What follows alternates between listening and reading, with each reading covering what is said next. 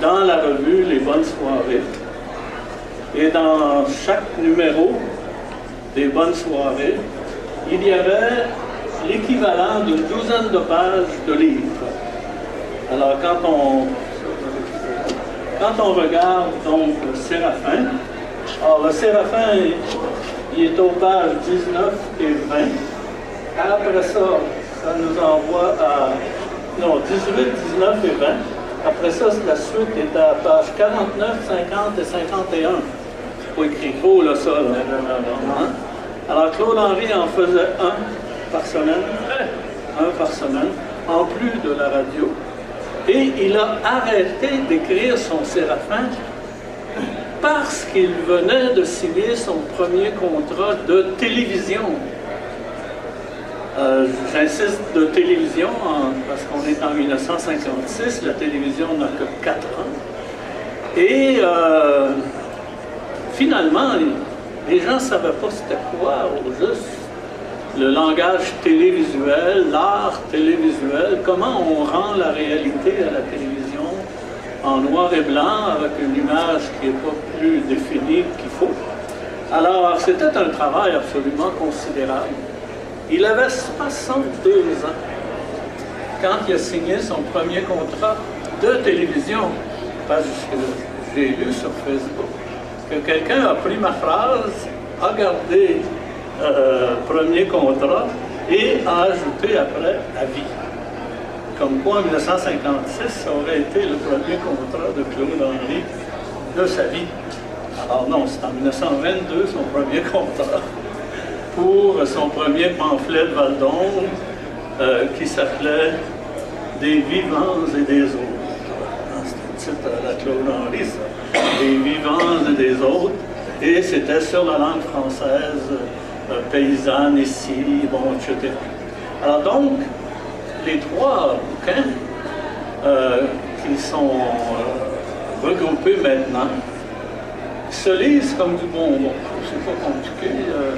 Surtout, c'est drôle, surtout le tome 2. Et on comprend d'autant mieux la série, et les belles histoires, et la nouvelle série. Parce que les arguments qu'on me donne pour ne pas regarder ou ne pas aimer la nouvelle série, il y en a un, c'est à Piémont, à côté de Saint-Adèle, au restaurant. Un monsieur vient voir, je me reconnais, et il dit, moi, monsieur Grignon, je ne regarderai pas ça, cette série. Elle n'avait pas commencé à jouer. J'ai dit, ah non, pourquoi?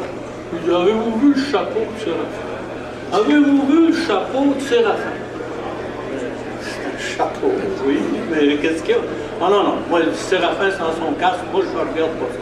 Vous voyez, hein, le niveau de la discussion. Juste le casque à Séraphin, pour lui, il ne le regarde pas. Et il y a eu d'autres arguments sur Internet, sur Facebook, comme par exemple, ben non, il n'y avait pas des fusils dans ce temps-là, par exemple. Il n'y avait pas des fusils.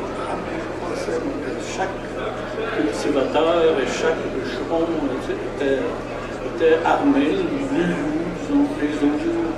Et là, on a photographié un loup à Saint-Adèle même il y a 2 semaines. Alors, c'est pour dire, tu sais. Alors, il y a toutes sortes de choses. Mais les gens adorent les comédiens, ça c'est certain. Et c'est ce que je pense de la nouvelle série, c'est d'être plus proche visuellement de la façon dont nos ancêtres étaient habillés. Ils étaient souvent mal habillés, ils étaient pauvres, ils avaient... il y a juste une chose qu'on ne peut pas corriger, c'est les dents. Pourquoi? Ben, les dents au cinéma, c'est un anachronisme, c'est-à-dire on est dans l'ancien temps, même des fois on est dans des siècles et des siècles amènent d'ici, et les gens ont des belles dents, là, ça s'enlève ça. Vous ne le ferez pas, madame? Mais, alors, le cinéma, s'il voulait être fidèle à tous les détails des façons de vivre et d'être des temps passés, eh bien, ils n'auraient pas des belles dents comme ça. Dans les pays d'en haut, les deux seuls qui ont gardé leurs dents blanches, et toutes leurs dents, mais les autres, on n'a pas arraché de dents, là, non, à personne, c'est Donalda et Alexis, parce qu'ils s'embrassent souvent. Alors, c'était toute une raison pour avoir les dents blanches que de s'embrasser souvent. Alors, je vais aborder maintenant différents aspects de la vie, de l'œuvre, de la pensée de Claude-Henri Grignon et de sa vie. J'ai eu le plaisir d'écrire un petit texte dernièrement au sujet d'une interview qu'il donnait dans le solarium à la maison. Et j'ai apporté quelques détails. Mon Dieu, les gens m'ont envoyé des merci de nous laisser entrer dans la vie de Claude-Henri Grignon. Ça me fait bien, bien plaisir. D'abord, là, il y a une question à laquelle je vais répondre le plus brièvement possible. C'est ça. On me demande quel est votre lien avec Claude-Henri Grignon. Bon, mon lien, il est le frère de mon grand-père, décédé médecin, décédé jeune, et qui se piquait à l'héroïne, le jeune docteur Jérôme. Il y a quelqu'un qui m'a dit « Voyons donc, les docteurs, ils se piquaient pas comme des drogués de cette heure. Oh, non. » Mon grand-père est mort en 1928 d'une overdose. C'est vrai. Mon père est né à New York parce que mon grand-père et ma grand-mère se sauvaient littéralement pour aller accoucher ailleurs. La vie n'a pas besoin de la fiction pour être intéressante. Et souvent, la réalité dépasse la fiction. On dit « Ah, mais pas ça dans un film, tu vas faire rire de toi. » Mais la phrase que je viens de vous dire, ça demande une certaine humilité de ma part. Je ne me réjouis pas de ça. Mais d'un autre côté, comme professeur de littérature, de linguistique, de cinéma aussi, que j'ai été, je n'aime pas faire trop de détours. Et quand il y a des choses à dire, on les dit. Alors, ici, le beau jeune homme qui est là, il vieillira très bien quand même, c'est moi. Et je suis avec mon parrain. C'est ça qui est important dans notre relation entre Claude-Henri et moi. C'était mon parrain, en même temps mon grand-oncle. Et c'est très rare qu'un grand-oncle va être le parrain d'un bébé.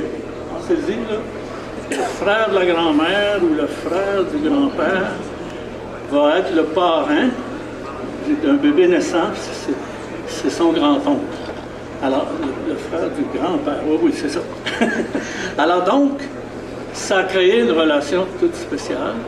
Il a payé toutes mes études, tous mes livres, bien sûr, et tous mes vêtements, mon argent de poche, mes patins, mes hockey, mettez ce que vous voulez. Et j'avais ma chambre à la maison chez Claude-Henri, parce que ma grand-mère avait pris ma chambre à la maison, je suis bien content.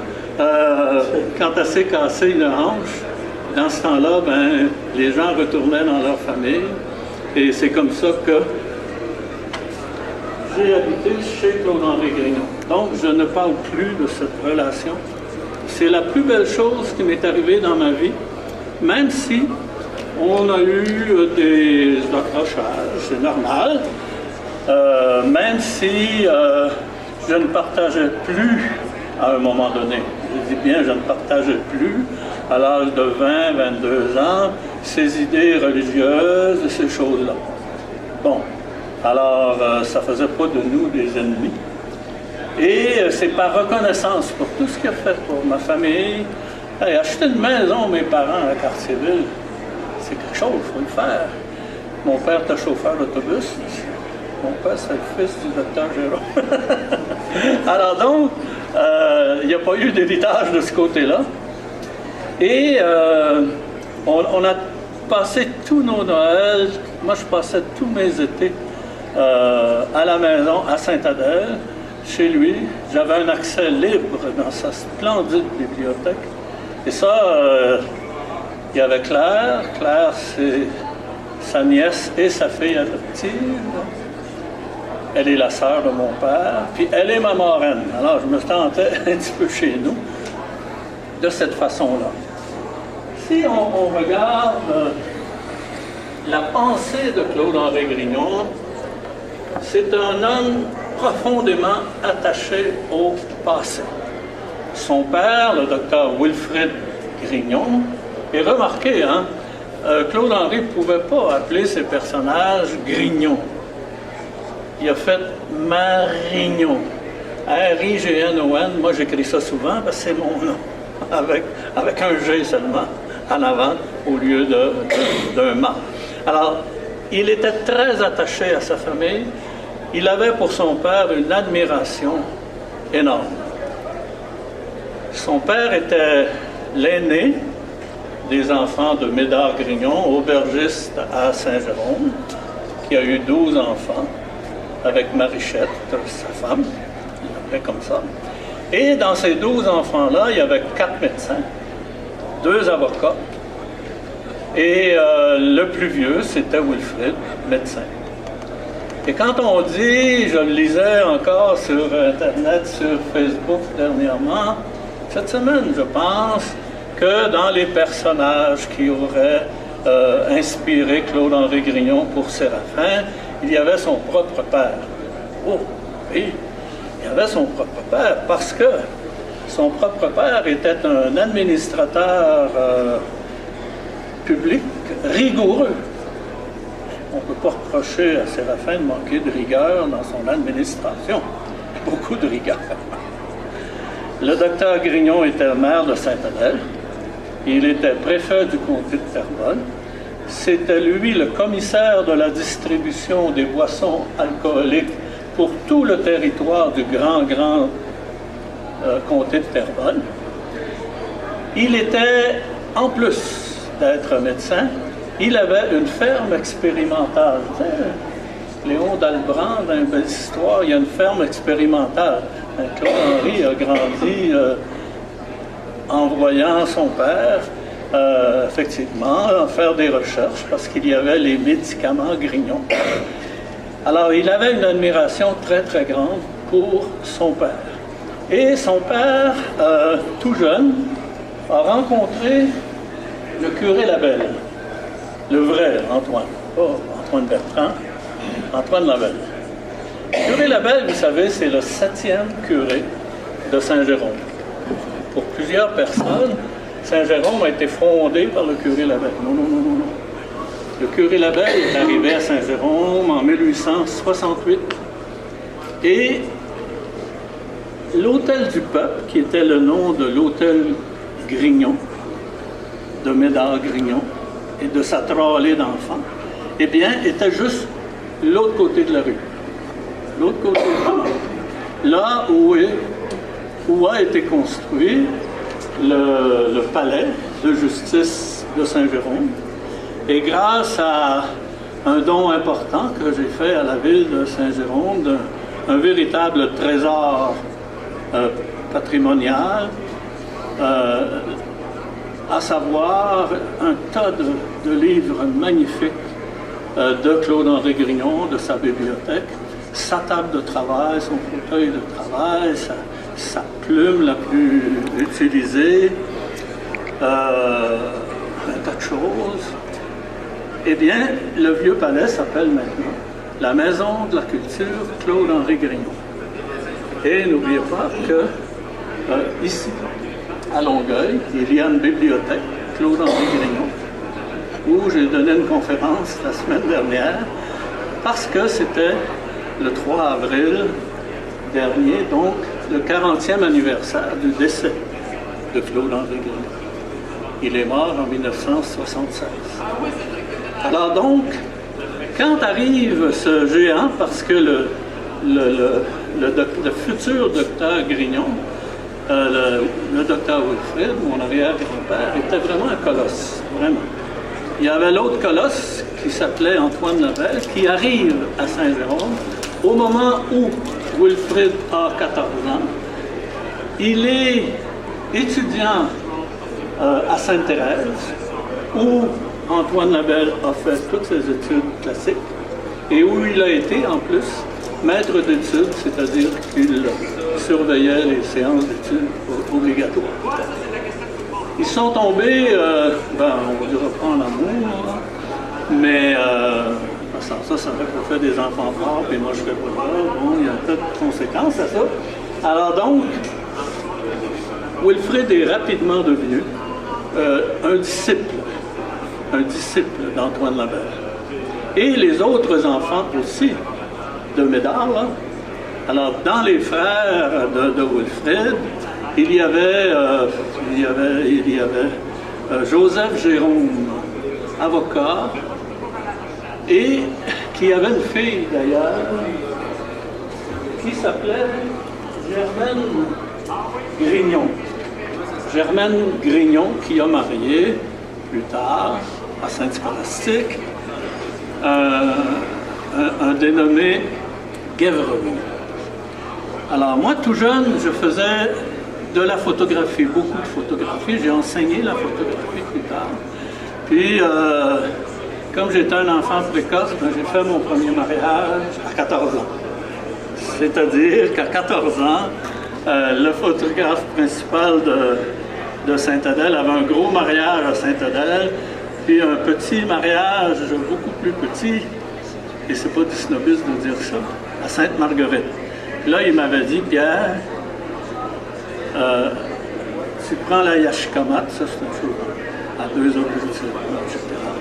Tu vas au mariage avec ton scooter, tu vas au mariage, tu fais tes photos, tu reviens vite dans la cave, dans le sous-sol chez lui, où était notre laboratoire. Tu développes tes films, tu tires des épreuves, tu reprends ta mobilette, puis tu retournes à Sainte-Marguerite. Alors j'ai commencé jeune à faire des photos, j'ai toujours adoré ça. Au camp, parce que Claude Henry, on l'a écouté. Victor Lévy-Beaulieu et moi, nous avons publié Oliver Asselin, le pamphlétaire maudit. On a publié ça à 3 pistoles. Il a une chaise qui n'a pas de fond. Il a mis une planche avec un coussin. Comme table de travail, il y a une planche à 45 degrés sur le coin de la galerie. Hein? Il a son chapeau sur la tête. Une grosse machine. Ça, c'était pesant. J'en ai-tu transporté de ces machines-là. Et il a un sourire magnifique. Il a un sourire magnifique. Il écrivait partout. Il écrivait tout le temps. Alors, Claude Henry, donc, c'était son loisir le plus grand. C'était son club de pêche. Et je précise, le club de pêche s'appelait le Club des Pays d'en haut. Rien n'existait sous ce nom. Je vais revenir là-dessus dans 10 secondes. Alors, j'ai photographié Claude Henry dans le chalet, sa grosse machine à écrire, les journaux français qu'il recevait, le Figaro littéraire, et toujours la cigarette, comme j'ai écrit dans un de mes petits textes sur Facebook. Alors, si on regarde, il y a la fenêtre qui double, la chaloupe, le quai, bon. Claude-Henri Grignon travaillait beaucoup au camp. Mais sa cousine Germaine, elle venait souvent au camp. Ils étaient vraiment, il y avait 1 an de différence. Et c'était sa cousine Germaine, elle s'appelait Germaine en plus. Alors, si on regarde, c'est la même table, la même chaise, la même fenêtre, la même chose. Des fois, je me dis, j'ai été chanceux dans ma vie, parce que quand j'étais enfant, on allait voir la parade du Père Noël qui passait sur Sherbrooke, sur le balcon chez Germaine, son mari, puis ses enfants. Alors donc, là, je vivais avec 2 grands écrivains. j'étais mauditement chanceux. J'étais chanceux. Tout jeune, je m'en rendais pas compte. Et la première fois, c'était justement au camp. Quand j'ai fait ces photos-là, je me suis dit, Pierre, profite-en, ils sont là, tous les deux. Puis j'ai beaucoup d'autres photos où Germaine est en vacances avec Claude-Henri, où Germaine est au camp, tout ça. Alors, donc, la première œuvre que Germaine Guévremont a publiée, ça s'appelait « En pleine terre ». En pleine terre, c'était des récits, un peu comme dans le cas du Déserteur de Claude-Henri Grignon. Alors, c'était des récits paysans, là, en pleine terre. Dans sa dédicace à son cousin Claude-Henri, Germaine signe Germaine Grignon. Ensuite, elle publie Le Survenant. Et là, en 1945, et là, elle signe sa dédicace à son cousin, toujours. Germaine Grignon, trait d'union, Guévremont. Et ensuite, elle publiera, quelques années plus tard, Marididas. Et puis là, elle signe Germaine Guévremont. C'est vraiment amusant de voir ces trois belles éditions qui sont maintenant à Saint-Jérôme, mais j'en ai fait des photocopies et du scannage, etc. De sorte que la vie littéraire de Claude-Henri Grignon était intense par l'École littéraire de Montréal. Et il avait dans le sang la bataille. Un pamphlétaire, c'est quelqu'un qui écrit des pamphlets. Un pamphlétaire, c'est un écrivain de combat. Il ne tire pas sur tout ce qui bouge, mais pas loin. Alors, Claude-Henri Grignon a toujours eu une plume magnifique, ça. Soit à gauche, à droite. D'abord, il était à droite. Mais pas dans le sens des nouvelles, le téléjournal, l'extrême droite, etc. Non. Il était de la droite française, qu'on appelle l'Action française, de Charles Maurras et de ces gens-là. Il était royaliste parce que même s'il a été élu maire, puis élu préfet, etc. dans sa vie, il se méfiait énormément du suffrage universel. Il y a pas mal de monde qui vote, puis ils ne savent pas pourquoi, puis ils ne savent presque pas pour qui, puis etc. Alors que quand une famille royale, de père en fils ou de mère en fille pour les Anglais, tu as un sang qui est préservé. Ouais, c'est vrai. Mais d'un autre côté, quand on a un dictateur, il est là pour longtemps. Et bien entendu, il m'avait dit une fois, tu sais, Pierre, la royauté, là, elle sait se débarrasser des faibles. En ce sens que si on a un crétin qui s'est glissé dans la famille royale par la naissance, la famille royale va trouver moyen qu'il lui arrive quelque chose. Il ne deviendra pas là. Alors qu'en démocratie, et on n'embarquera pas là-dedans, il y en a tout. Bon, ça c'est bien. Dans la vie de Claude-Henri Grignon, il y a toujours eu un grand leader. Attention, là, dans les belles histoires, quand vous avez 75 personnages, hein, il y a eu 75 personnages.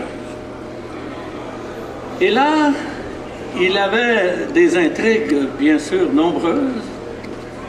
Il avait aussi un sens de la justice pour faire jouer les comédiens, et c'était souvent leur seul modeste revenu, que de jouer de temps en temps dans les belles histoires. Alors, dans sa bibliothèque, dans son bureau, il avait un grand tableau, et là, il indiquait à quel moment tel personnage devrait revenir, pas une date, mais ça fait tant de semaines qu'il n'a pas joué, etc. Et quand il avait puni, malheureusement d'ailleurs, André Champagne, parce qu'elle avait été mal citée par un journaliste, elle avait dit au journaliste dans une entrevue, « J'espère, dans ma carrière, jouer aussi autre chose que Donalda. » Parce que non, on ne va pas y reprocher d'avoir dit ça, là. N'oubliez pas qu'elle avait 16 ans quand elle a commencé à jouer Donalda. 16 ans. Alors donc, le journaliste avait traduit ça par qu'elle avait donc hâte de faire d'autres choses dans la vie que de jouer. Voyons donc. Avec Claude Henry, il l'avait privé. Il était terrible quand il se choquait. Il l'avait privé pendant 5 semaines. 5 semaines sans jouer, sans apparaître à la télévision. Ça, t'es payé si tu joues, tu sais. C'était quand même Donalda, là. C'était en direct ici, cette époque-là, oui, le noir et blanc, le direct, les émissions d'une demi-heure, toute cette longue période, c'était comme on le fait présentement, soit dit en passant, à savoir que l'intrigue continue. Alors, les belles histoires d'une heure, ça a été le premier téléroman d'une heure dans notre histoire de la télévision. Couleur, premier téléroman couleur, et en plus, comme c'était une heure, c'était des sketchs à peu complets, une intrigue complète. Et c'est arrivé quelquefois qu'il y avait un renvoi à la semaine suivante. Alors donc, si on pense à Claude-Henri Grignon, c'est un chef d'entreprise aussi. Il n'a fait qu'une chose dans sa vie. Il a été écrivain. Il a été écrivain. Bon, il a travaillé un peu au ministère de la colonisation. Et quand Duplessis, en 1935, a pris le pouvoir, une des premières choses qu'il a faites, il a sacré Claude-Henri Grignon dehors, à Québec. Je vais vous lire un passage tantôt. Et un peu. Alors donc, il a été un écrivain dans le sens le plus fort du terme. On n'a pas idée de tout ce qu'il a écrit. De tout ce qu'il a écrit. Et on se rend compte, quand on pense au pamphlet de Val-d'Ôme, qu'il a fondé justement en 1935, quand Duplessis le met en porte, puis il le dit dans son premier numéro. On va voir ça. Pour vous donner une idée du personnage, cette photo-là, elle a été prise à Radio-Canada. C'est pas moi qui l'ai faite, là. C'est trop jeune. On a ici, toujours le centre, puis en train d'expliquer des affaires, Claude Henry. C'est assis. En arrière, ici, il y a Hector Charland. Lui. Séraphin. Ici, il y a Albert Duquesne. Et il y a Guy Moffett, un merveilleux bonhomme, qui, beaucoup plus jeune que Claude Henry, ils se sont liés d'amitié, quelque chose d'admirable. Après sa première rencontre à Sainte-Adèle avec Claude-Henri Grignon, un témoin qui accompagnait Guy Moffett l'a photographié en marchant sur les mains devant la maison à Sainte-Adèle, devant la maison de Claude-Henri Grignon. Le réalisateur, et il y a un autre personnage, pas un personnage des belles histoires ni de la radio, un personnage historique. Un homme ou la femme? Mais non, la femme, c'est Estelle Moffett. Ah, c'est bon. Lui ici, là, le beau petit jeune homme avec des cheveux, avec une moustache, il a pris le pouvoir. Claude Henry est mort le 3 avril 1976 et René Lévesque a pris le pouvoir le 15 novembre, quelques mois plus tard. 1976. C'est le jeune René Lévesque qui travaillait pour Claude-Henri Grignon. Mais je n'aurai pas le temps, malheureusement, de développer ce volet-là. Mais vous vous rappelez peut-être, pour certains, de la grève des réalisateurs à Radio-Canada. Ça a été tout un événement vraiment important. Et le président, d'ailleurs, des réalisateurs, c'était Fernand Quirion, qui était le réalisateur des Belles Histoires. Et là, René Lévesque, qui était dans la même équipe, il a pris sa place, bien sûr, comme Pierre-Éliott Trudeau, comme tous ceux qui avaient une tête sur ses épaules, ce qui excluait malheureusement, non, il avait une tête sur ses épaules, Paul, mais c'était, comme Claude-Henri, un anti-syndicaliste, un anti-syndicaliste. Et Claude-Henri a déclaré une guerre incroyable contre René Lévesque. Et j'étais dans la maison à Saint-Adèle quand Jean Lesage, qui revenait d'Ottawa comme ministre, était le chef du Parti libéral du Québec, était venu à Saint-Adèle parce que Claude-Henri a toujours été un libéral. Il aidait le parti avec ses personnages, avec sa personnalité, et il va faire des sous aussi avec ça, c'est le Parti libéral. Alors donc,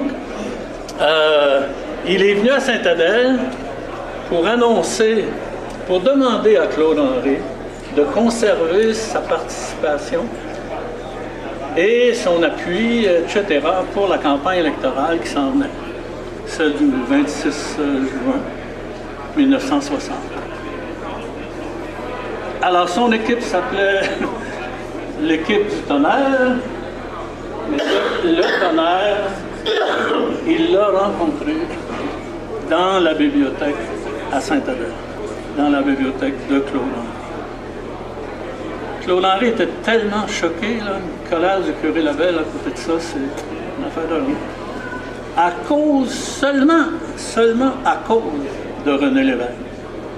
Incroyable. Et à ce moment-là, quand la grève a fini, la grève des réalisateurs, Claude-Henri a exigé le remplacement de Fernand Quirion. Les Belles Histoires étaient en haut dans la cote d'écoute, là, tu sais, en haut des ploufs, bon, etc. Il a dit non, Fernand Quirion, il ne réalisera plus les Belles Histoires. Et là, il a déclaré la guerre à son propre parti, Claude-Henri. Et il a publié un pamphlet incroyable où il associait René Lévesque à l'Antéchrist. Tu sais, là, ça divaguait. Mais ça montre l'importance du personnage. En ce sens qu'il avait, bien entendu, une personnalité extrêmement forte. Maintenant, son personnage de Séraphin n'a jamais vécu. Non, son personnage n'a jamais vécu. Claude-Henri a écrit des dizaines et des dizaines de fois dans ses préfaces, dans ses articles, dans ses interviews, dans toutes sortes de circonstances. Et, bien sûr, à la maison, en famille, il a toujours dit qu'il y avait 3 personnes avec des traits de caractère qui permettaient, en les conjuguant, qui permettaient d'en faire un personnage très très fort. Et son père lui a raconté, quand il était enfant, là, très très jeune, donc qu'il allait au malade et qu'il y avait une jeune femme très malade qu'il aurait pu soigner, mais son mari lui interdisait d'entrer dans la maison. Et c'était un trait de son roman, parce que, n'oublions pas une chose, Claude-Henri Grignon, par rapport à son roman, c'est pas une œuvre qu'il a portée en lui pendant des années, puis qui a écrit progressivement, non, pas du tout. D'abord, suite à une dénonciation de la famille Eaton, du grand magasin Eaton. Et comme il travaillait aux douanes, il a travaillé peu de temps aux douanes, à la colle. Il y a eu ce que les Grecs modernes appellent un fréma. Dans le temps du classique, on disait, en grec, on dit, c'est chez le monde un peu. Mais là, maintenant, on dit les Grecs modernes. En grec moderne, ils parlent tous anglais. Alors donc, il a été engagé dans un procès et il est entré à la prison de Bordeaux pour une période de 4 mois.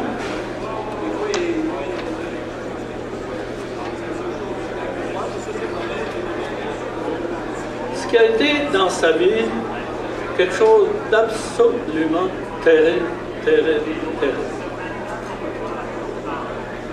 Il perdait sa liberté, il entrait à la prison et lui était plutôt proche des lacs, de la pêche, des grands espaces et des montagnes que la rivière des Prairies à Montréal. Le 16 juin 1932, okay? Alors là, un homme et son péché, ça va être 33.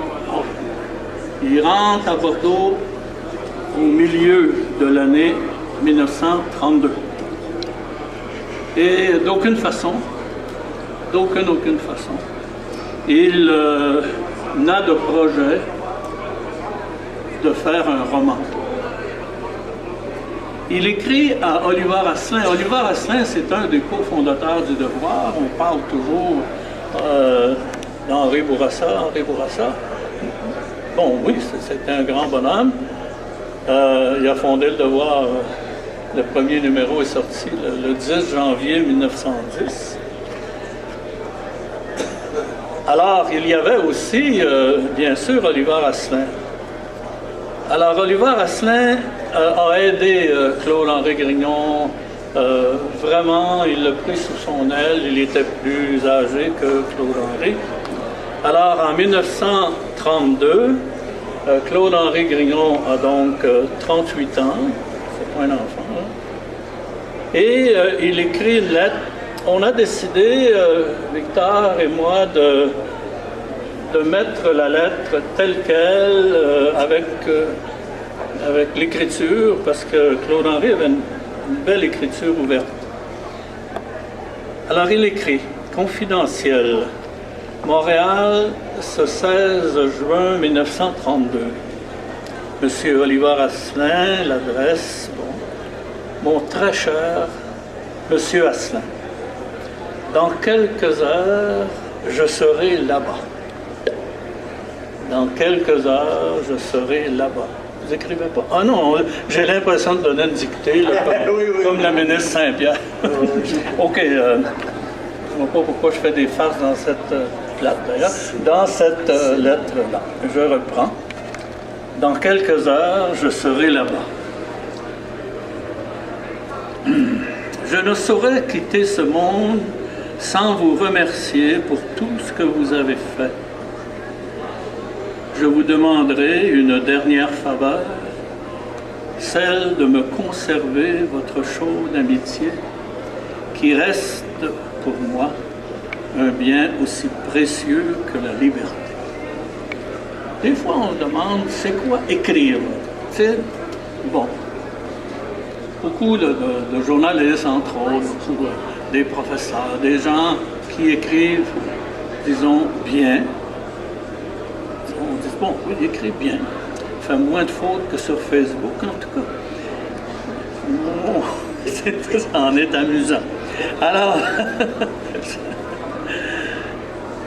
une phrase comme celle-là est absolument magnifique. Magnifique. Je vous demanderai une dernière faveur, celle de me conserver votre chaude amitié qui reste pour moi un bien aussi précieux que la liberté. Faites-moi l'honneur de croire à mon honnêteté et de rester mon ami même et surtout dans l'inqualifiable épreuve qui me frappe. Permettez-moi de vous remercier au nom de mon admirable épouse et de ma chère petite fille Claire.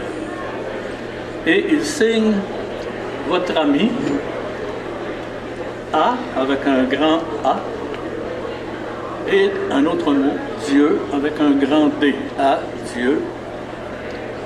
C'est signé Val d'Ombre, qui était son nom de plume, puis tout ça. Et Val d'Ombre, V-A-L-D-O-M-B-R-E, et l'explication, j'en ai apporté des pamphlets de Val d'Ombre. J'ai apporté beaucoup de choses bien intéressantes qui vont être à ma table, là, dont beaucoup de pamphlets de Val d'Ombre. Et tout ce que j'ai apporté, à part les 5 livres auxquels j'ai participé ou dirigé la publication. Alors, les pamphlets de Val d'Ombre, ça se présentait comme ceci. Et sa signature de Val d'Ombre, c'était vraiment son signe, sa marque, pas de commerce, mais d'homme de lettres. J'ai mis sa montre que j'ai pas apportée, qui est chez moi. C'est une belle montre en or rose. C'est sûr que c'est l'endos de la montre qui était pour l'instant intéressant à savoir. C'est sa signature Val d'Ombre qui est à l'endos de sa montre. Elle est très très belle la montre. J'ai aussi, parce qu'il fumait beaucoup, mais surtout dans le sens qu'il allumait ses cigarettes, et il fallait toujours qu'il y ait une cigarette quand on le photographiait ou que je le photographiais. Alors donc, il avait aussi en argent un beau porte-cigarette. Il n'a pas triché souvent dans sa vie, mais il a triché. Il a triché quand ça a commencé à la télévision, les belles histoires. Il a toujours fumé des cigarettes. J'en ai acheté de ces maudites cigarettes-là, Capitaine. Non, ça c'est du rhum. Il y avait une émission, les Ploufs, ils parlent ça longtemps. Ah oui, les Players. Non. Mais les Ploufs, c'est les Players. C'est les Players. Alors, il a toujours fumé les mêmes cigarettes. Et là, quand ça a commencé, les belles histoires, là, c'était Dumouriez. Mais il était tellement fidèle à ses commanditaires que là, il ne fallait plus qu'il soit vu en train de prendre une Dumouriez, autre chose qu'une Dumouriez. Moi, je l'ai déjà vu prendre de ces... mon Dieu. C'est pas les Sweet Caporal, non? Ah, c'est Sweet Caporal. Les Sweet Caporal. J'étais mêlé. En tout cas, j'arrête de donner des conférences. Je suis capable. Alors, donc, je l'ai déjà vu prendre sortir les Dumouriez d'un paquet de Dumouriez, mettre des Sweet Caporal. Ça, j'ai vu faire ça. Alors là, il sortait son paquet de Dumouriez. Ce n'était pas des Dumouriez qu'il y avait là-dedans. Mais au moins, il respectait son contrat, même si ce n'était pas indiqué dans le contrat. Mais il y avait donc un porte-cigarette. Et ça, c'était pratique pour... Il y avait quand même une vie sociale, quoique ça se passait à Saint-Adèle. Quand le lieutenant, pas le lieutenant, quand le gouverneur général, M. Michener, du Canada, a décoré Claude-Henri Grillon en lui remettant la rosace que j'ai remise, d'ailleurs, elle est à Saint-Jérôme, bien exposée, là. Tous ceux qui ont la petite rosace de l'Ordre du Canada. Là. Alors, quand M. Michener a décoré Claude-André Grignon. M. Michener est venu à Saint-Adèle.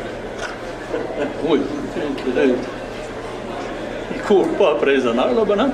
Alors donc, il avait sur son porte-cigarette Valdon.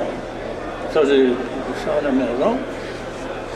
J'ai aussi à la maison son petit flasque, hein, en argent. Ça, c'est pour mettre un alcool, un capitaine Morgan ou quelque chose du genre, tu sais. Mais, il a dit, un gars, c'est fou, pour aller faire graver son nom sur un petit flasque. Non. Alors, le petit flasque, il n'est pas gravé maintenant. Si on pense à l'expression les pays d'en haut, je vous assure qu'au cégep, à la bibliothèque du cégep de Saint-Jérôme, là où ils ont la collection complète du journal Le Nord. Hein, dans les belles histoires, le curé Labelle, les livres journal Le Nord. Alors, cette collection-là, elle existe à Saint-Jérôme sur microfilm. Et là, j'ai passé 4 jours. J'ai commencé en 1880 jusqu'à 1900. Alors, t'es autour vraiment de l'œuvre de Claude-Henri quant à l'époque.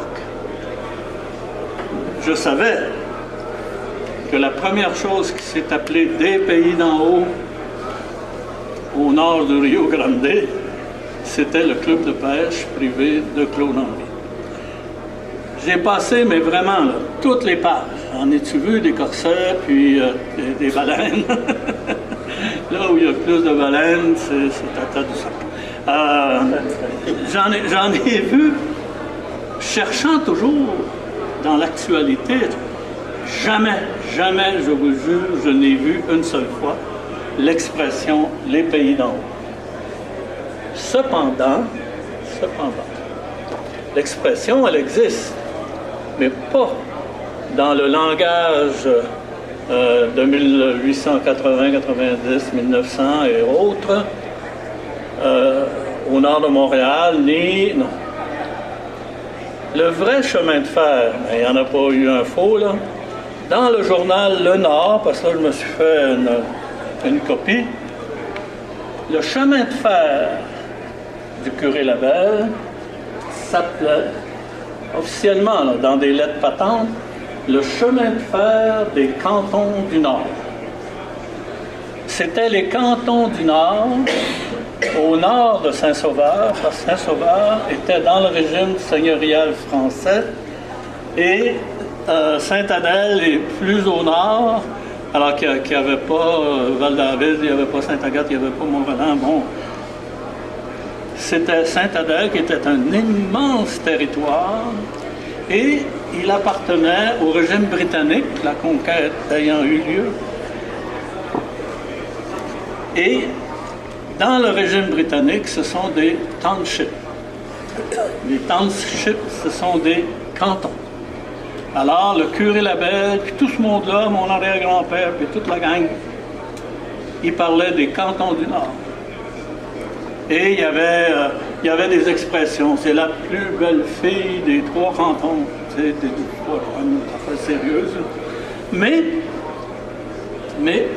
ce vaste champ de colonisation où il y a déjà 25 cantons colonisés en voie de colonisation, bon, etc. Alors donc, ce n'étaient pas les pays d'en haut, mais les pays d'en haut existaient, mais pas là.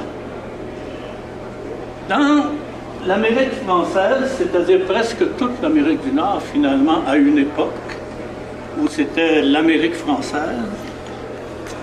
les pays d'en haut, c'était les pays des différents peuples amérindiens, les différentes nations amérindiennes. C'était les pays du haut de la Louisiane jusqu'au Grand Lac. Et ça ne passait pas par Mont-Roland, cette affaire-là. Pas du tout. On peut dire que les gens cultivés de l'époque, là, bon, connaissait l'expression. D'ailleurs, si vous prenez Lionel Groulx et que vous allez dans certaines de ses œuvres, il parle des pays d'en haut. Ben oui, les pays d'en haut, quand les grands canotiers étaient sur le fleuve Colbert. Hein, Colbert, c'était le grand intendant de Louis XIV. Mais le Colbert, c'est le fleuve Mississippi maintenant. Alors donc, eux étaient dans les pays d'en haut. Ils naviguaient sur le fleuve Colbert. Alors, les missionnaires, les militaires, les colons, les coureurs des bois, les administrateurs utilisaient l'expression tant que ça a été l'Amérique française. Ensuite, non. Claude Henry aimait l'expression. Il trouvait ça beau. C'est beau, hein? Ça a eu un certain succès, son affaire. Il a décidé de l'employer. Et là, il y a eu, en 1900... vous vous attendez à quoi? Moi là, je vous demande pas de m'en aller, là. En tout. Oui, c'est ça. OK. Bien dit ça. C'est ça, ça tire que le gars sur le bord de la gueule. On est pendu à vos lèvres. On vient peser, vous. Alors donc, il aimait beaucoup l'expression. Il l'a utilisée. Et il a écrit une œuvre que j'ai apportée d'ailleurs, dont j'ai apporté quelques exemplaires, Le Déserteur. Mais le déserteur, pour lui, c'est pas celui qui fuit l'armée. Le déserteur, c'est le lâche qui laisse sa terre pour aller se perdre en ville. Ouais. Moi, je me perds chaque fois que je viens à Longueuil. Non, mais c'est vrai. Je ne connais pas la Rive-Sud. Alors donc, le déserteur, il n'y a pas de séraphin là-dedans, pas du tout. Et ce sont des contes qui portent sur la colonisation, sur l'agriculture, etc. Quand Claude-Henri Grignon parle d'agriculture, il connaît le sujet, là. Son père avait une ferme expérimentale à Sainte-Adèle, il y avait les médicaments Grignon, vétérinaires. Il a étudié le plus sérieusement pendant sa vie les 2 années qu'il a faites à l'école d'agriculture de Oka. Alors, donc, il a écrit ces contes-là. C'est bien, c'est très bien même. Pour défendre le retour à la terre, prêcher le retour à la terre, etc. Et là, ils ont fait une émission de radio en 1938. Okay? En 1938. Et ça s'appelait Les belles histoires des pays d'en haut. Okay? En 1938. Le réalisateur, c'est Guy Moffett. De la mémoire, hein? Je me rappelle que vous m'avez dit Moffett tout à l'heure. Alors, le réalisateur, c'était Guy Moffett, tout jeune. Et ça a eu un bon succès à Radio-Canada. Et au bout d'1 an, quand Claude Henry avait gagné le prix David en 1935 avec son roman de 1933, Un homme et son péché, là, Radio-Canada dit, M. Grillon, si vous voulez, on va plutôt mettre en onde l'adaptation de votre roman. Ah. Plutôt que d'avoir là, les pays d'en haut. Et Claude Henry a toujours dit qu'il ne voulait pas lâcher ces pays d'en haut. Et avec Guy Moffett, d'ailleurs Guy Moffett, c'est lui qui a trouvé le thème musical, le petit adagio de l'automne des saisons de Glazunov. Pas pire pour un gars qui n'est pas capable de se rappeler du nom de Guy Moffett. C'est bon. Alors donc, Guy Moffett complétait parfaitement la rusticité de Claude-Henri Grignon, qui était un homme tellement cultivé d'autre part. Alors donc, là, ils se sont consultés, là, il ne fallait plus que ça s'appelle Les pays d'en haut. Ils ont trouvé quelque chose à deux qui n'était pas trop pire. Un homme et son péché, une autre des belles histoires des pays d'en haut. Alors, c'était comme ça que pendant 26 ans, tous les jours. Au début, c'était 3 jours par semaine, mais en tout cas, tous les jours, pendant 26 ans, M. Bertrand, à la radio, disait « Un homme et son péché, une autre des belles histoires des pays d'en haut. » Ça avait bien été, les pays d'en haut, pourquoi pas l'utiliser, surtout qu'il y tenait. Là, on est rendu à les pays d'en haut tout court. Vous voyez, hein, c'est à peu près comme Germaine Grignon, Guevremont. Ça fait ça. Alors donc, c'est comme ça que j'avais expliqué ça à Louise Cousineau, qui était à la presse avant, là. C'est malheureux parce que la seule façon dont on voit Louise Cousineau maintenant, c'est quand, dans les dessins plus ou moins animés, là, on la présente comme une personne qui est une déchéance complète, physiquement. Alors, j'avais dit à Louise Cousineau, au téléphone, c'est pour ça, c'est parce qu'il y avait eu une émission qui s'appelait « Les belles histoires des pays d'en haut ». Puis là, on va en mettre une autre des belles histoires. On rattache ça. Et c'est pour ça que ça s'appelle comme ça. C'est évident que maintenant, les pays d'en haut, c'est sur les cartes géographiques. Les pays d'en haut, c'est dans... Moi, j'habite la MRC des pays d'en haut. Et bien sûr, à Sainte-Adèle et dans ces coins-là, Saint-Sauveur aussi, Sainte-Agathe, tout ça.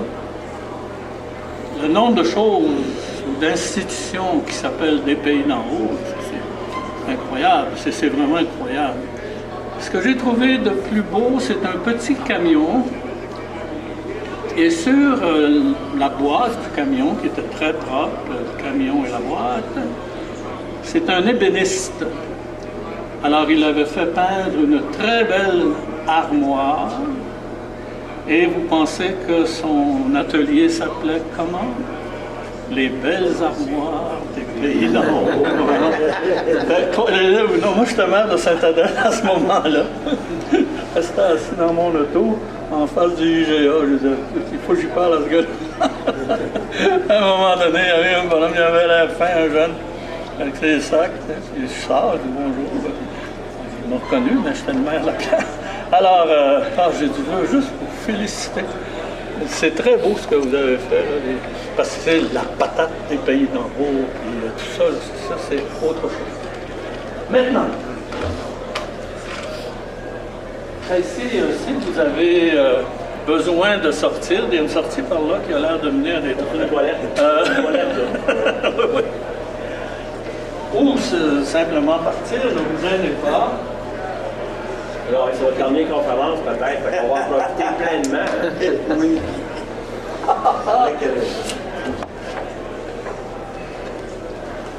Ah oui, la question, comment Claude Henry définissait son roman? J'ai agrandi la dédicace de mon édition qui est ici, là, il y a des éditions de grande valeur là-dedans, pas par l'art, les dorures, etc., mais par l'histoire. Alors, quelques mois avant mon mariage, en 1965, j'enseignais encore au HEC,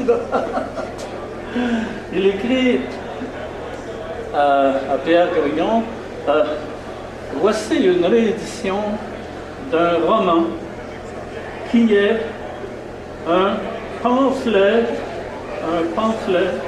contre l'argent. Et il était très pauvre en 1933. En 1932, on a vu qu'il a fait une période à Bordeaux. Quand il est sorti de là, il était complètement démoli, il n'y avait plus de travail. Il y avait Oliver Asselin qui l'aidait, bon. Mais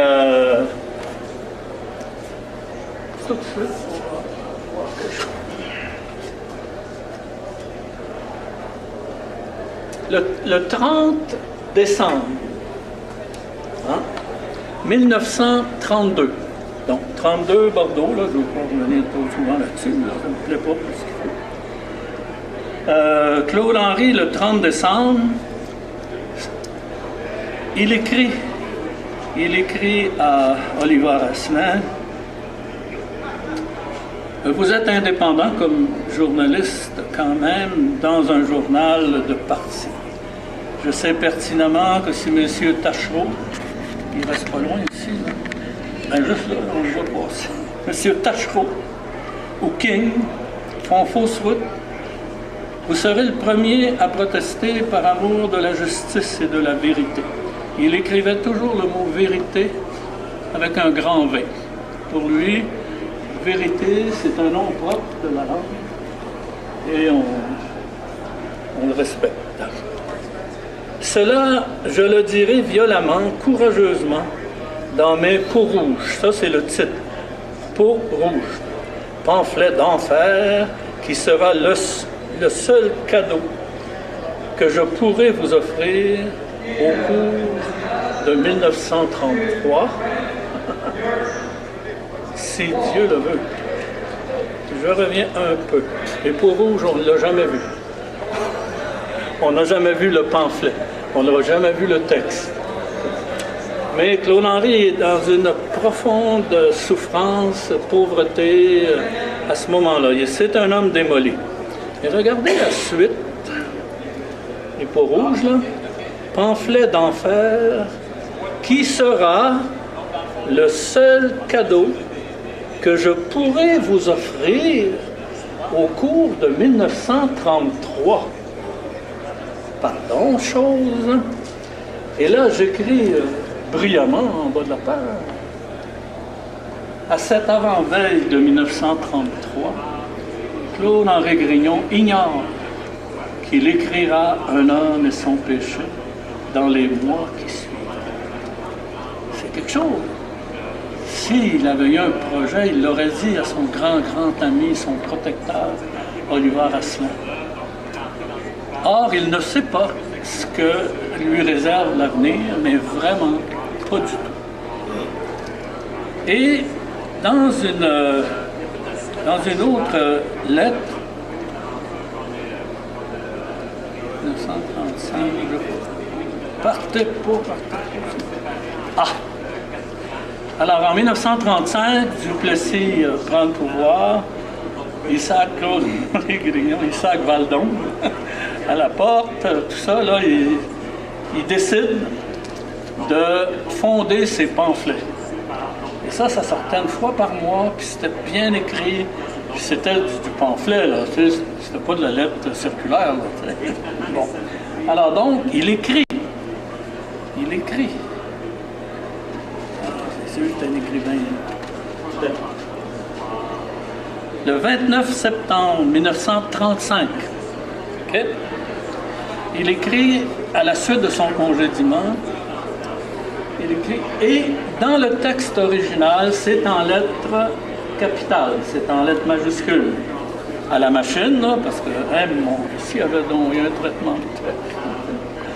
Bon, il écrit à Asselin, « Je ne croupirai pas dans un fonctionnarisme bébête qui m'empêcherait d'écrire l'histoire romancée du curé Labelle et tout le roman social de nos mœurs si pures à l'époque de la colonisation dans le fin Nord. » Et là, j'écris en bas, nous sommes ici à la fin de 1935, soit plus de 20 ans, 21 ans en fait, 20 ans, avant les belles histoires à la télévision. 21 ans avant, c'est déjà le projet qu'il caresse, c'est le projet, c'est de rendre un hommage au maître à penser de son père, donc, et Claude-Henri Grignon ne parle pas encore des pays d'en haut, expression qu'il utilisera officiellement à compter de 1938. Savez-vous que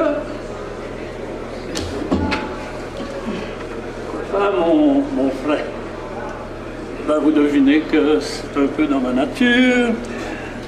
Je vais prendre une belle édition d'Un homme et son péché. Il n'y en a pas beaucoup là, de ça. Savez-vous que dans ce roman, Donalda occupe les 2 tiers du roman? Savez-vous qu'elle meurt à 20 ans? À 20 ans, elle meurt dans le roman. Savez-vous qu'après, Séraphin est bien soulagé parce que ça coûte cher une femme? Ok, je fais pas de joke facile. Séraphin tombe dans une profonde maladie psychologique, dépression, neurasthénie. Et là, il peut tellement tout épargner qu'il en devient presque fou. Dans ça, Séraphin, il n'est pas maire de Sainte-Adèle. Dans ça, il n'est pas préfet du comté de Terrebonne. Dans ça, Donalda et Alexis sont en amour, voyons. Alexis a 40 ans, elle meurt à 20 ans. C'est la fille aînée d'Alexis qui soigne Donalda, sa cousine, sa petite cousine. C'est sûr qu'Alexis est adorable dans le roman, il est courageux, il va chercher le médecin à Sainte-Agathe dans une grosse tempête. Et quand il revient, Donalda, malheureusement, il revient trop tard. Vous savez que le seul médecin qui pouvait aller chercher dans ces années-là à Sainte-Agathe, c'était le docteur Grignon. Le docteur Grignon, le petit frère de Wilfrid. Alors, dans ça, c'est amusant. On ne nomme jamais Sainte-Adèle. Jamais. Pas une seule fois. On ne nomme pas les pays d'en haut une seule fois. Hey. Quand les gens me disent que les belles histoires, au moins, c'était proche du roman, c'était le roman lui-même, ben oui, lisez-le, s'il vous plaît, lisez-le. D'abord, moi, j'ai des droits d'auteur là-dessus. Si vous le lisez, vous allez l'acheter. Ah, ce serait merveilleux. Non, je ne suis pas un businessman, même si j'enseigne au HEC. Alors donc, ça, c'est le roman, là. Je vous charrie pas, là. Est-ce que la violence, c'était dans la pensée de Claude-Henri Grignon? Ben oui. D'abord, il a été mis à la porte du Collège Saint-Laurent parce qu'au hockey, il était trop violent. Puis même ça se poursuivait dans le gymnase après. OK, dans ça, au tout début, il y a un monsieur qui vient, Lamont, emprunter de l'argent à Séraphin. C'est terrible ce qu'il a fait. Il y a une petite fille de 14 ans qui est enceinte. Ça, c'est la plume de Claude-Henri Grignon là, qui écrit ça, là, c'est pour moi. Moi j'en ai écrit plus, mais en tout cas, c'est une autre affaire. Et M. Lamont, l'homme aux cheveux roux, qui va mettre le feu dans la maison à la fin du film de Binamé, entre autres.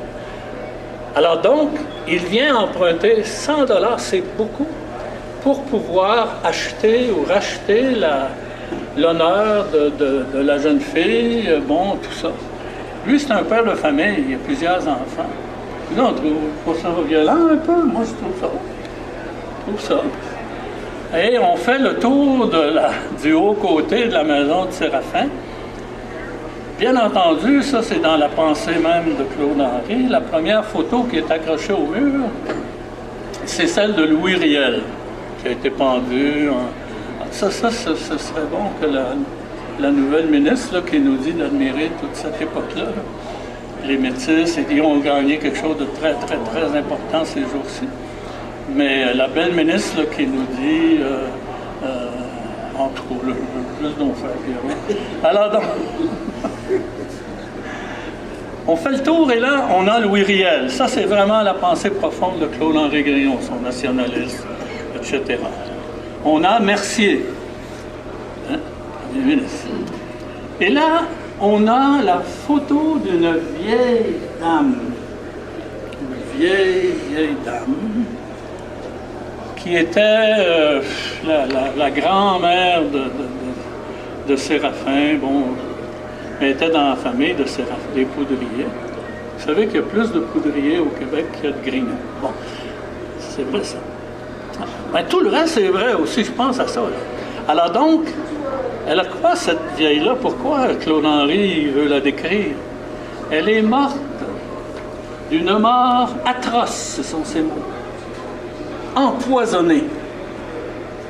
Ça, là, on est au début d'un homme et son péché, là. Et s'il y a une vieille dame qui est morte d'une mort atroce, empoisonnée. Et avec les pays d'en haut, là, parce qu'il y a de la petite faute à un moment donné pour mettre sur les totons de la madame. Regardez, pharmacie vétérinaire du docteur Grignon à Sainte-Adèle. Ça, c'est le docteur Wilfrid Grignon. Ses laboratoires, sa ferme expérimentale. Et regardez, quelle est la meilleure poudre de condition? Ah oui, il y avait des annonces sur ces poudres-là. Bon, celle-là, c'est pour les animaux. Mais tu sais, je veux dire, de la poudre. Quand on demande, là, est-ce qu'on est dans la vie là, de Claude-Henri Grignon avec les pays d'en haut? Moi, je ne suis pas ici pour faire l'avocat des pays d'en haut. J'aime ça. Pourquoi? Il y a tout un bagage qui me dit, ah ben oui, ça c'est sûr, ça c'est sûr. La violence, encore une fois, parce qu'il y en a qui trouvent ça violent, les pays d'en haut. Claude-Henri décrit Alexis, qui avait au front une profonde balafre, résultat d'une violente bagarre à coups de hache. De hache. Dans le front.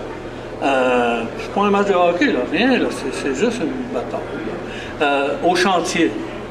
Mais moi, quand je lis, si on me dit qu'un personnage a une profonde balafre qui a été un coup de hache au chantier, ça contient toute la dimension des batailles. Les hommes se battaient-ils, oui, etc. Oui, les hommes se battaient beaucoup, beaucoup. Essayez de bannir les batailles des matchs de hockey dans les nationales, vous allez voir. On ne parlera pas du junior majeur. Je le sais, j'ai joué là. Entrant encore. Non, mais quand je pense à tous les gars à qui j'ai fait mal,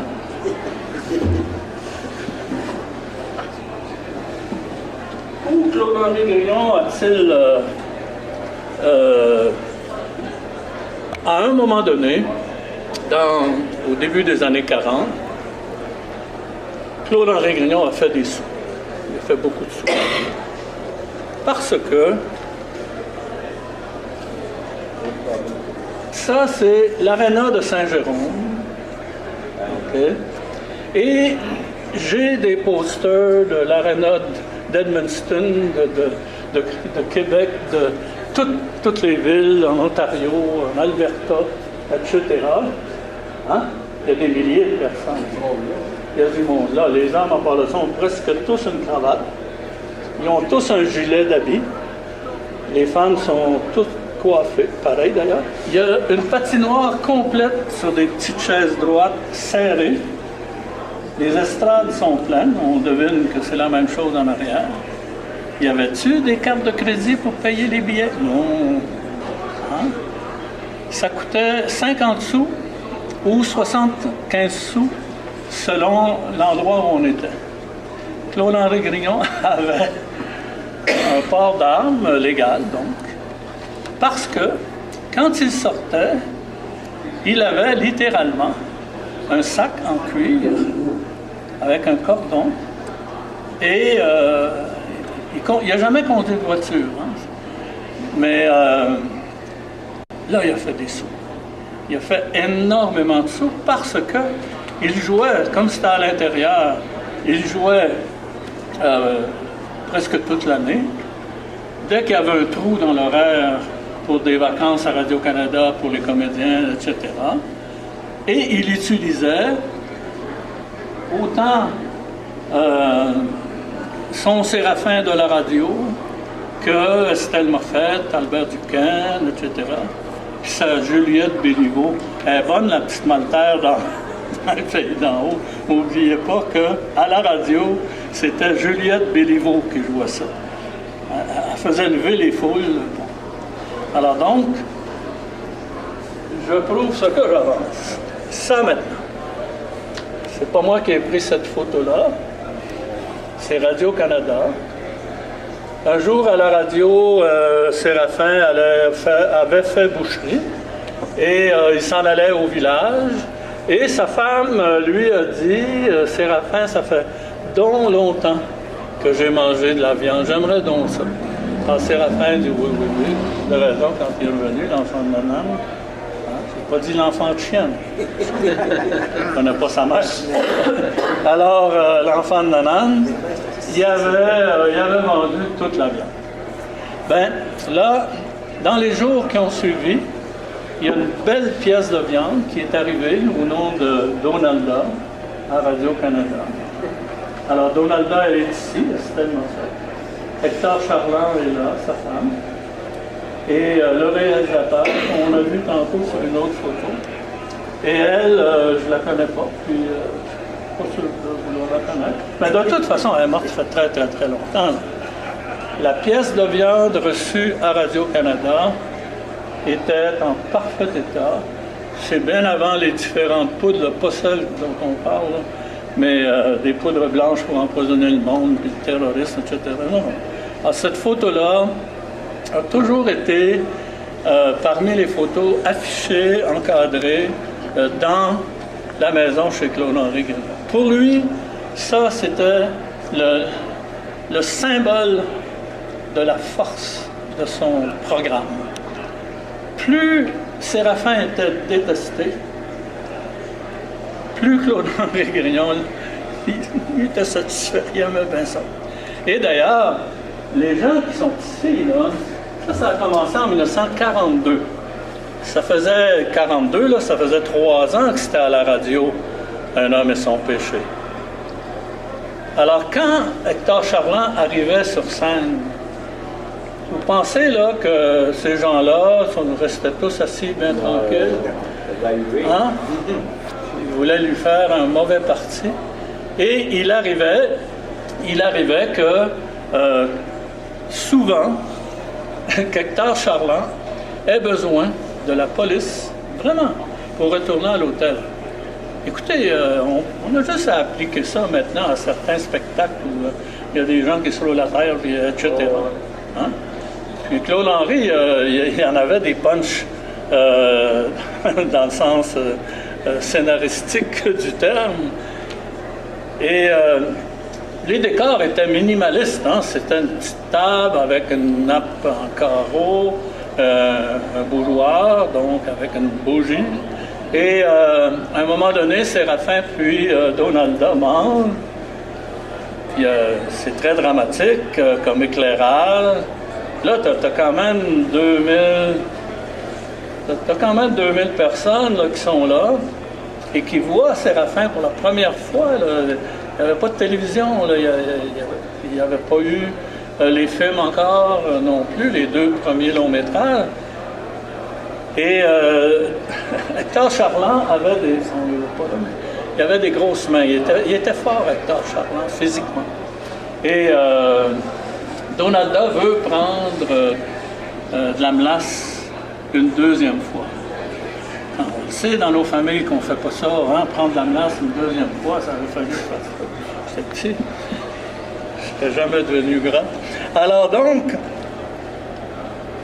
Donalda avance sa main, toute délicate, pour prendre la melasse. Puis Hector, il n'y a pas un mot, là.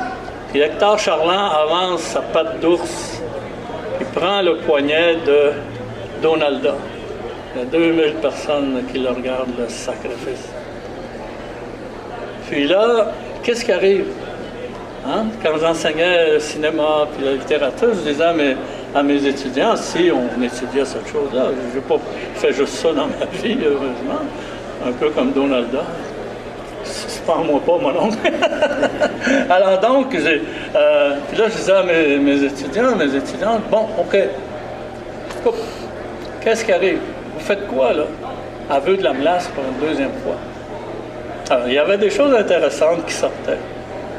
Claude-Henri, il faisait dire à Donalda, « Tu me fais mal, mon mari. » Oh, que ça levait. Ça levait la salle. Ben oui, c'est sûr que ça levait. Hein? Lâche-la, mon tabarnak! Ça sacrait, ah oui, ça sacrait beaucoup, beaucoup dans ce temps-là. Ben, dans ce temps-là, 1942, et aussi à l'époque des pays d'en haut. Là. Il y avait toutes sortes de sociétés contre le blasphème, contre l'alcool, etc.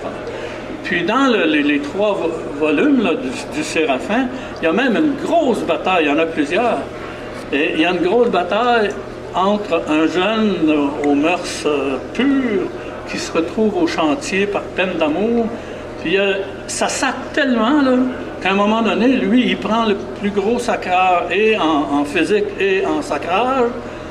Puis il sac une volée, puis hey, là, un instant, là, ça barde, là, c'est une vraie bataille. Alors, c'est dire que si le langage au niveau des pays d'en haut est assez rude par moment, lui est assez fidèle à la réalité. Alors donc, ces choses-là, et là, ben, je ne veux quand même pas vous... au cas où...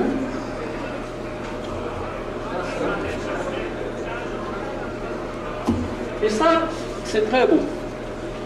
C'est très beau. C'est une photocopie couleur de qualité, c'est surprenant. On dirait qu'on peut découper la pièce qui est là et d'aller magasiner avec. On achète des 3 boules noires pour une pièce, c'est à peu près ça maintenant. Alors, quand Claude Henry publie ses pamphlets de Val-d'Or, dans son premier numéro, qui sort en 1937, il écrit ceci à la main. Voici une piastre de 1937 qu'un habitant me donna pour un abonnement de 6 mois à mes pamphlets. En 1937, je vivais la plus profonde misère, mais je vivais. Il a souligné « vivait ». Encore une fois, c'est ça, écrit là. Et la quantité d'écriture, quand on parle donc, je l'ai fait avec vous tantôt, quand on parle du Séraphin, les 3 gros volumes de 600 pages, c'était donc dans Les Bonnes Soirées, qui était une revue européenne. Ah, regardons ça. La revue la plus connue. Puis là, le bulletin des agriculteurs, là, ça, là, puis quand on parle là, du Canada français, on ne l'imite pas au Québec. Vous avez vu ce qui est arrivé au téléjournal hier soir? Dans les jeunes, moi je suis souverainiste depuis l'âge de Raymond Barbeau, quand j'avais 16 ans, 17 ans. Je le suis encore et je dirais plus que jamais. Réglons ça, là, parce que ce que je veux dire maintenant pourrait faire dire « Hey, le vieux, ton Canada, là ». Hier, au téléjournal, il y en a une jeune critique avait 3 livres. Elle dit, bon, les 3 livres québécois, etc., c'est de la littérature québécoise, etc. Ah oui, ah oui. Et là, le 3e, qui était le meilleur, elle dit, il vient du Nouveau-Brunswick. Pardon? Un Québécois du Nouveau-Brunswick. Alors, l'animateur des nouvelles à Radio-Canada à 6 heures, Patrice, lui dit, ah ben, s'il vient du Nouveau-Brunswick, c'est un Acadien, c'est pas un Québécois. Ah, elle dit, c'est pareil. Pardon? Voyons donc. Alors, quand on dit Claude Henry Grignon, c'est l'écrivain le plus populaire au Québec, aïe, attention, parce que moi, je suis allé dans les autres provinces. La mère de Claude Henry Grignon était une Acadienne au Nouveau-Brunswick. C'est une baker dont la mère était une Ouellette. Elle était francophone, une maîtresse d'école, comme sa mère.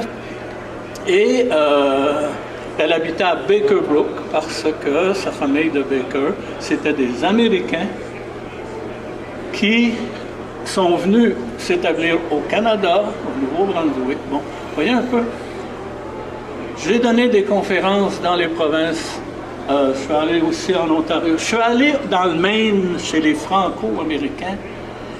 Ils sont comme, comment dire, donc, pour eux, là, le simple fait de dire qu'on habite à Sainte-Adèle, OK? Et en plus, je suis maire de Sainte-Adèle. Quoi? En plus, je m'appelle Grignon. Ben oui, mais c'est ça. C'est amusant, j'allais dire, c'est fou comme ça, c'est pas fou du tout. Alors, Claude-Henri Grignon n'est pas un écrivain québécois. Il l'a écrit d'ailleurs à Oliver Asselin. Quand il a gagné le prix David, on a dit que c'était un écrivain québécois. Mais dans ce temps-là, ça voulait dire de la ville de Québec, de préférence de la haute ville de Québec. Alors, il a même écrit, s'il vous plaît, dans votre journal, ne me traitez pas de Québécois. C'était un nationaliste, c'était un patriote, Claude-Henri. Ça va? Alors donc, le bulletin des agriculteurs, ben, croyez-le ou non, il y avait le Séraphin illustré. J'en ai apporté quelques exemplaires. Et c'est divisé en deux parties, à savoir deux époques. Il y a une époque où c'était juste à la radio. Alors, c'est sûr à ce moment-là que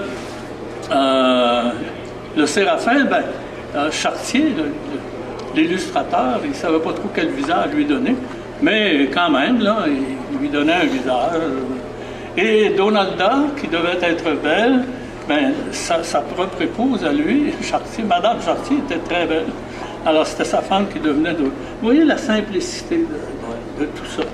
Et à un moment donné, c'est la deuxième partie du livre, d'ailleurs, le livre vert, là, qui est sur la table. La deuxième partie, là, c'est les belles histoires des pays d'en haut, avec André Champagne. Le dessin est très travaillé, c'est très, très, très bien fait. Alors, imaginez-vous, là, tous les sketchs pour ça. Et dans le même numéro, et incroyable, dans le même numéro, il y a les contes de la montagne du père Bougonneux. Tu sais, les Bougons, là, à la télévision. Alors lui, ça fait longtemps qu'il s'appelait le père Bougonneux. Il n'y a pas de Séraphin là-dedans, il n'y a pas de belles histoires. Ce sont toutes des belles histoires, bien sûr, mais il n'y a pas l'émission de télévision, ces choses-là. Alors j'espère... j'espère avoir quand même agréablement fait le tour d'un certain nombre d'aspects. Même si je ne donnerai plus de conférences, j'accepterais un 15 heures de cours sur la vie et l'œuvre de Claude-Henri Grignon à la Faculté des Lettres ou en tout cas à un endroit où ce serait possible. J'aimerais ça. Alors, si vous connaissez du monde qui veut engager un bon professeur à la retraite. Vous avez 2 élèves, on va suivre votre cours. Okay. Je vous remercie beaucoup d'être là.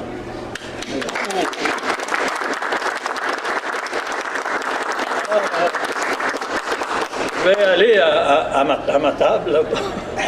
Et je pousse. Il y a juste une chose. Ce que je ne vendrai pas, je vais aller le porter à Longueuil ici, à la bibliothèque Claude-Henri Grignon. Et moi, je ne rapporte pas ça à Sainte-Adèle. Il y en a quand même plusieurs. Mais si vous souhaitez, bien sûr, c'est des rabais considérables, comme les 3 gros volumes. Là. Ça, c'est du bonbon. Alors, les 3 volumes pour 50 $, on est à 15-16 piastres du volume. Et encore une fois, c'est vraiment bien écrit, surtout le dernier chapitre. Merci. Première question, pourquoi tu décides d'acheter Claude-Henri Grignon? Pour des raisons politiques. Claude-Henri Grignon a massacré Duplessis dans des pamphlets, dans des articles. Oui, il n'y avait pas de mémoire. C'est pour ça. Oui. M. Grignon a été au pénitentiaire. C'était une histoire de falsification de livres quand il était au pénitentiaire.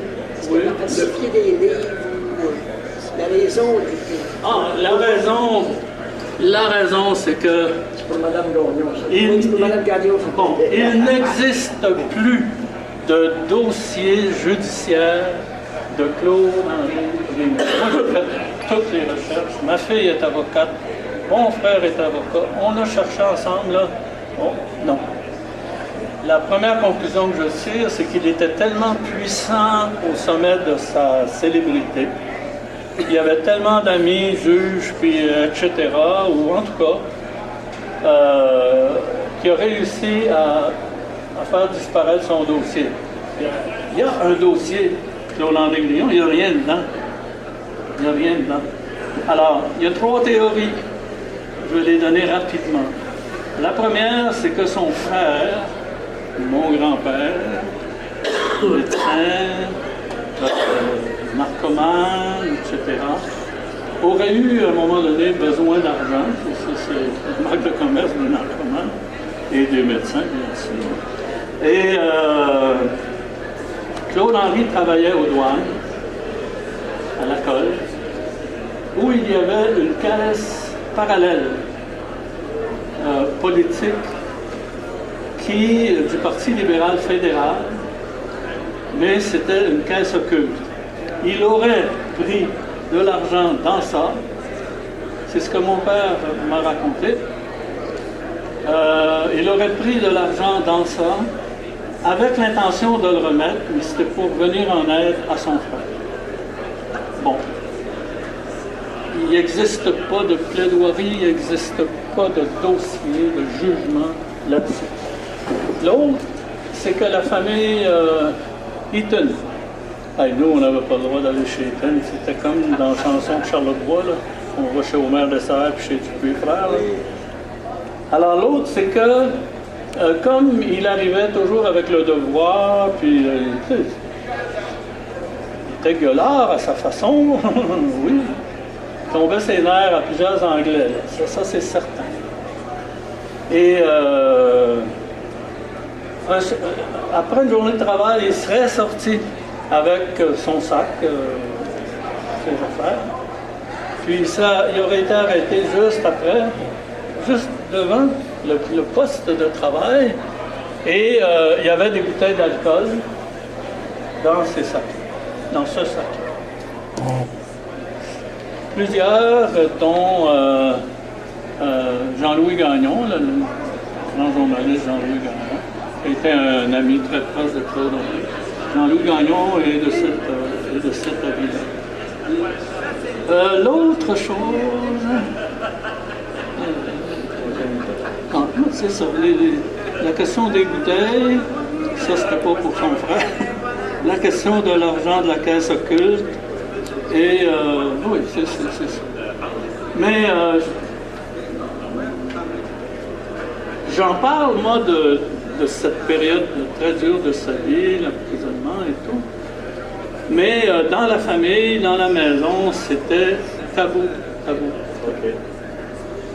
Et une fois, il y a quelqu'un dans la famille qui a été victime d'un fréma, donc une attrape, un fréma. La colère que Claude Henry a faite à ce moment-là contre cette action qui s'appelle un fréma, de coincer quelqu'un, etc., me laisse croire que c'est de ce côté-là que mais j'irai jamais, même si j'écrivais un livre là, sur sa vie, tout ça, je donnerais les 3 hypothèses plutôt que de ne pas en parler du tout. Est-ce que... Oui, autre question. Le chalet de chasse, c'est à quel lac, ça? Est-ce que c'est près du lac des Sables à Sainte-Agathe? Non, plus haut, ça, plus haut que Nominègue. Rendu à Nominègue, on prenait le chemin Chapelot. On avait une vingtaine de kilomètres sur un chemin de terre, là, avant d'arriver au club des pays d'en haut, un club de pêche. Et il ne faisait pas de chasse là, de la part de Claude Henry ou Pierre. Et il y avait le lac Saint-François, le lac des Safrères, c'est moi, c'est comme ça qu'on l'appelle. Oui, c'est ça, là. C'est un peu loin. Autre question. À quel âge que vous avez vu que votre parrain était si populaire que ça? On restait à Cartierville parce que Claude Henry avait acheté une maison, vraiment, mes parents, sur Saint-Évariste à Cartierville, voisin immédiat de l'hôpital du Sacré-Cœur. Et on était allé au Parc Belmont avec Claude Henry, Claire, mes parents, mes soeurs. Bon. On est allé au Parc Belmont. Et dans la Patrie, ou le petit journal, mais un gros journal de l'époque, en première page, la famille Grignon au Parc Belmont. Moi, je devais avoir 10 ans, la famille Grignon au Parc Belmont. Tu sais, on avait eu du fun, tout ça. Puis là, ça s'était passé en journaliste qui va au Parc Belmont, Grignon est là, peut-être. Ça, d'autres fois, on allait au hockey aussi. Au hockey, on va jouer les Canadiens dans le vieux forum. On allait sur la passerelle des journalistes en haut. Et voir les gens réagir, venir le saluer, donner la main, qui adoraient ça. Puis plus tard, on a fait une croisière du Saguenay sur les bateaux blancs de la Canada Steamship Line, parce que moi, j'étais bellboy sur le bateau qui s'appelle Richelieu, et il y avait congestionné à Chicoutimi, vraiment, au coin de la rue Racine, là, où il y a la cathédrale, là. Et il y avait congestionné. Les gens traversaient la rue. Vraiment, c'était ça. C'était ça. Là. Puis il y a les 7288 fois où je me suis fait demander. C'est plus. C'est 77 000 où on me demandait es-tu parent, en tout cas, avec Claude Henry? Ah, ça, c'est arrivé aussi. Vous êtes décédé le 3 avril 1976. Oui. Donc avant que René Lévesque soit élu. Oui, heureusement pour moi. Qu'est-ce qu'il a apporté, M. Grignon? Est-ce que c'était une maladie quelconque? Ah oui. Il y avait du Parkinson. Ce qui avait amené mon père avait un grand sens de l'humour. Il était très, très drôle, vraiment.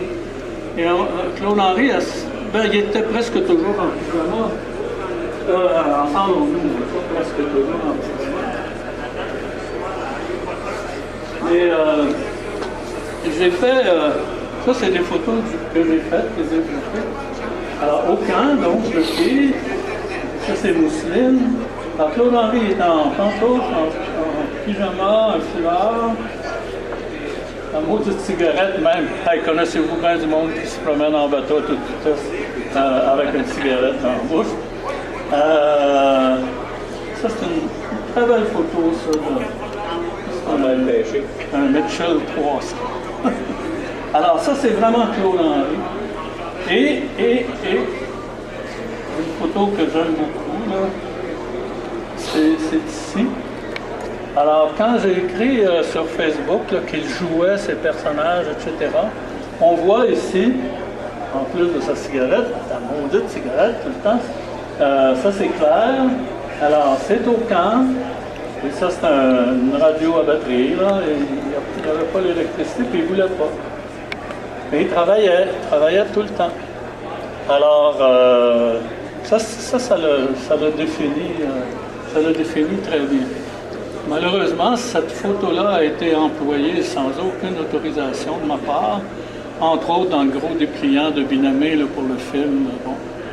J'en ai pas fait un plat, là, mais j'ai les négatifs à la maison. Et c'est la plus belle preuve que c'est à vous la photo, le négatif. Il sera mort de quoi? Il sera mort de ça. Ah oui, Parkinson. De Parkinson, et il était toujours en pyjama. Il avait décidé de ne plus parler. C'est une décision que je devrais prendre moi-même maintenant. Alors, il ne parlait pas. Il ne parlait pas du tout. Il parlait à Thérèse, sa femme. Il parlait à Jeanne et Marie-Ange, les deux bonnes, mais qui étaient là dans la famille depuis très très longtemps, qui étaient d'ailleurs sur son testament pour assurer leur confort jusqu'à leur mort. Et ses mains faisaient ça. À un moment donné, on est toute la famille et au salon, puis là, mon oncle s'en vient tranquillement. Il était comme ça. Il n'avait pas son dentier, ça était toute une image. Puis là, puis il était là, puis il nous regardait, puis il parlait pas, il parlait avec ses yeux. À un moment donné, mon père, il dit, « Hé, mon oncle, vous avez écrit toute votre vie, puis là, vous effacez. » Puis Claude Henry avait ri. Je vous jure, il y avait... Donc, il comprenait. Donc, c'est assez subtil quand même de dire, « Vous avez écrit toute votre vie, pasteur, vous effacez. » Et c'est la dernière fois que moi, en tout cas, puis ma famille, on l'a vu sourire. Puis ça faisait longtemps qu'on l'avait vu sourire, d'ailleurs. Alors, Claude Henry, à un moment donné, il a cessé de parler. Il s'est fait un nombre considérable d'amis qui voulaient aller dîner. Non, oui, il y a d'autres questions. Est-ce qu'on pourrait... Oui. Est-ce qu'on pourrait dire qu'il y aurait, avec la cigarette, qu'il aurait copié sur René Lévesque? Oh non, on ne copiait rien sur René Lévesque. Il y avait une différence d'âge assez considérable. Mais on peut dire que c'était en accord avec l'époque, comme Humphrey Bogart avait toujours une cigarette, Albert Camus, grand prix Nobel de littérature, avait toujours une cigarette, et beaucoup d'autres. Ça faisait chier qu'on voit une cigarette. Beaucoup d'autres. C'est ça. Ouais. Moi, c'est concernant vos inédits que vous avez publiés. Vous avez donné le titre des nouvelles histoires des pays d'en haut. Oui. C'est des histoires qui se passent avant la série télévisée. Pourquoi avoir donné le titre des nouvelles histoires des pays d'en haut? Parce que ça a été écrit avant les belles histoires à la télévision, okay. Mais après, les belles histoires, une autre des belles histoires des pays d'en haut à la radio. Mais ça ne porte pas confusion parce que les gens pensent que c'est une nouvelle... C'est une nouvelle histoire, mais en réalité, ce n'est pas des nouvelles histoires. C'est des histoires qui ont été... qui ont revenu à la surface, qui ont été disparues, qui sont revenues à la surface. Pourquoi avoir donné... Ça, c'est Québec Amérique, qui est l'éditeur. Oui. Et moi, mon accord quant à l'utilisation des pays d'en haut, ou des histoires des pays d'en haut, c'est sûr qu'il y a un élément, sans être trop péjoratif, accroche-cœur là-dedans, c'est certain, mais il y a aussi le fait que lui-même adorait ça. Lui-même adorait ça. En 56, 57, les premières années, il y a eu des tournages à Sainte-Adèle, d'abord. Puis il y a eu aussi des tournages au Club des Pays d'en haut, là, en haut de Nominène. Mais à Sainte-Adèle, il y avait la construction de très belles maisons, nombreuses, qui faisaient qu'on ne pouvait même plus, en allant se couper une coupe de sapin, puis en les plaçant là, cacher la belle maison de villégiature à Sainte-Adèle qui était là. Et c'est pour ça qu'on a arrêté de tourner à Sainte-Adèle même. Mais quand même, à Sainte-Adèle, au début, on tournait beaucoup. C'était les chevaux de M. Patry. Mais le village de Séraphin, il y avait le village de Séraphin à Sainte-Adèle. Ça n'existe plus, ça. Le village de Séraphin? Oui, le village. Oh, c'était formidable. Ça c'était formidable. J'ai même à la maison des posters en anglais du Nouveau-Brunswick disant de venir à Sainte-Adèle, au village de Séraphin. C'était tout en anglais. Il y en avait en français aussi. Mais je dis, il y a des étés là, à Sainte-Adèle, au village de Séraphin, là, il pouvait y avoir 250 000 personnes dans l'été. Ah, vraiment? Ah oui. Il y en a encore qui viennent. Moi, j'habite vraiment pas loin, là. Et puis en plus, j'ai fait une potence avec le nom Grignon et Oliva, qui est le nom de famille de ma femme. Alors, quand les gens passent, puis ils voient Grignon, puis ils cherchent le village de Séraphin, ils rentrent chez nous, un grand terrain, bon. Ils cherchent le village de Séraphin. Okay. Dernière question. Est-ce que les œuvres de Séraphin sont publiées à l'extérieur du Québec, à l'étranger, en France? Ah, mon Dieu. Oui. À l'extérieur du Canada. Oui. Et je reçois des droits d'auteur en euros. OK. Ah, des fois, c'est 14 euros. Anne Joyeuse Brosse. Est-ce qu'ils prévoient vendre les droits de production à une télévision française ou, je ne sais pas, en Suisse ou en Belgique? Oui. Comme ça se fait en France pour des... Oui, ça, c'est... l'organisme qui signe les ententes avec les postes, les réseaux de télévision et tout pour les droits d'auteur ici. OK. Et il y a la SODEC qui s'occupe, puis il y a Sartec. Quand on donne une autorisation, on fait un contrat Sartec, qui est la Société des auteurs, etc. OK. Merci beaucoup. Ah oui. Bon, Pas une question, mais j'aimerais prendre une photo avec vous tantôt. Est-ce que c'est possible? oui, pardon. Est-ce que je dois vous donner des droits d'auteur? Monsieur Trudeau et moi, nous adorons ça. Merci beaucoup. Merci d'avoir été là. Ce que j'ai fait aujourd'hui, moi, j'appelle pas ça une conférence, j'appelle ça une causerie. C'est une causerie. Et Claude-Henri lui-même, d'ailleurs, il appelait ça des causeries. Quand c'était comme ça, là, plus ou moins